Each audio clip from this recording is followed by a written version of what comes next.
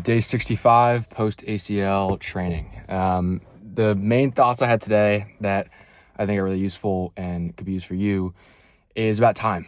When I was working out, I kept just thinking that whenever I'm deep in a workout cycle, or like I'm deep into like a plan, or I'm maybe starting to think about shifting what I want to do for my workouts, maybe try to be a little smarter, work out maybe a little bit less, or maybe take a day off, or like take a day out of the workout, or maybe make one of the workouts shorter, stuff like that, thoughts like that.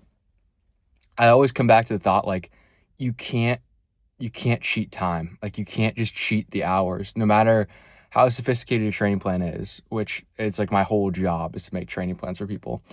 You just can't cheat the hours on the field. And even if of course, yes, like you can make things more efficient, but there's something about spending an extra 3 or 4, 5 hours a week with the stick in your hand that no amount of high intensity training can replicate. I think this is a thing mostly in lacrosse and mostly just in very skill oriented sports, maybe less in football.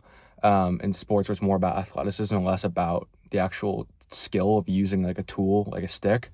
But there's something about spending the extra 5 hours or however many hours it is a week than you normally would. Even if the training isn't very hard, just having the stick in your hands, it creates this feeling that it's so hard to describe. When you pick up the stick, it feels so native. It feels like an extension of your body. And you only get that sensation, only get that feeling of comfort and confidence when you don't cheat yourself and you put the hours in, like the hundreds and thousands of hours. And if you stop, like if you take time off, or if you slowly regress in your training, you're not going to notice it at first, but that feeling isn't as strong. Like when you pick up the stick, it maybe takes you 30 minutes to an hour to get that feeling of like an extension of your hand back. But when you really spend the time, and you spend like an absurd amount of time playing lacrosse a day, like multiple hours, like when you're in season, you get this sensation that you can't replicate any other way. And a reason I've been thinking about this a lot recently is also with my knee, with PT. No one's going to do it for you. Like you can't cheat the time put in doing PT, because you kind of think that you can put in like, I don't know, maybe like an hour a day and you'll get better. But if you don't spend the time on the bike, in the pool, stretching, doing your base PT, if you don't do all that stuff, if you don't put the time in, like no one's going to come and save you and fix your injury, or in my case, my knee. No one's coming to fix it. Like it's just me. And I think we fall into this trap, especially with injuries, of thinking, okay, like it's going to heal by itself, or like injuries just take time to heal. Yes, but if you take that stance, like you're just going to heal very slowly, and you have no agency on how fast it will happen. So my entire thought process is like, no one's going to come and fix my knee for me, not even time. Like the only thing that's going to fix it is me putting in work every single day over this extended period. And if I don't do that, my thought is my knee won't get better, or at least I will never be the same player that I used to be if I don't put in the time now. Because especially down the line, 6 months in, if you then decide, okay, now I'm really going to start working on it. Now that I'm almost here, I'm going to start working on my knee, or I'm going to start working on my injury. That's bullshit. Like you're not going to get anywhere. You're already screwed. Like you missed all of this time before. So I think the whole efficiency thing, again, this is like my job, is to make training plans that are efficient for players.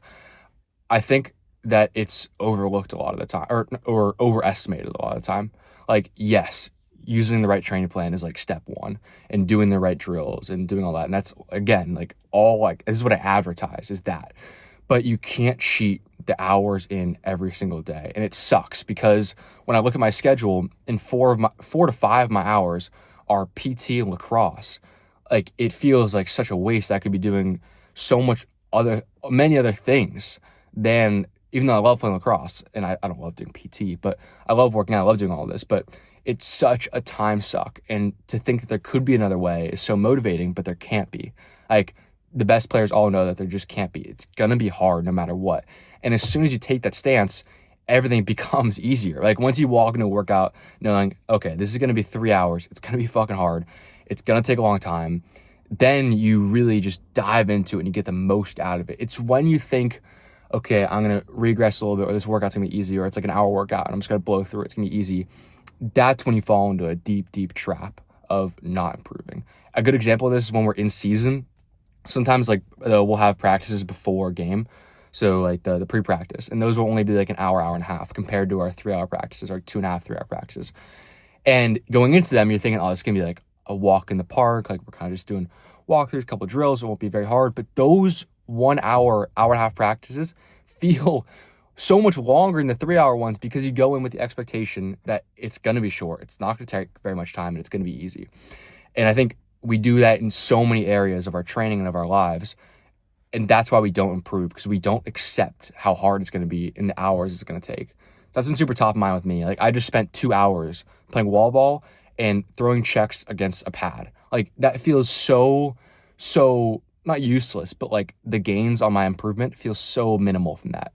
I want to be running, I want to be sprinting, I want to be cutting, I want to do footwork, but I can't. So the only thing I can do is put in like these extreme level of hours to get the output that no one else will. I mean, there's just no other way to do it. So if you are stuck in this like optimization efficiency trap, just always understand that no hack or trick is going to make it easier. The person who puts in more hours over an extended period of time is almost always going to win, because the person who puts in those more hours, they're going to be efficient because they spend more time training, and they understand what drills work and what drills don't. You can't get to that point unless you spend the time playing, because all these people who come in and they go, I'm just going to train for half the time and just do it smarter. You don't know what smarter is. You don't know what quality drills are. You don't know what any of this is. And you're not going to get there unless you put all of the hundreds and thousands of hours and years in. And then maybe once you're playing like high level lacrosse, you can discern like the highest ROI drills. Sure. That's what I do for my company. But even then, when it's my entire job and my livelihood, I still understand that it's just the hours you put in. Like it's so simple, but it gets so overlooked. So that's my thought process going into today's workout, and the rest of my PT. And I'll be stretching for like an hour tonight, which just feels so useless, but it's what you have to do. So those are my thoughts. Hope they help out.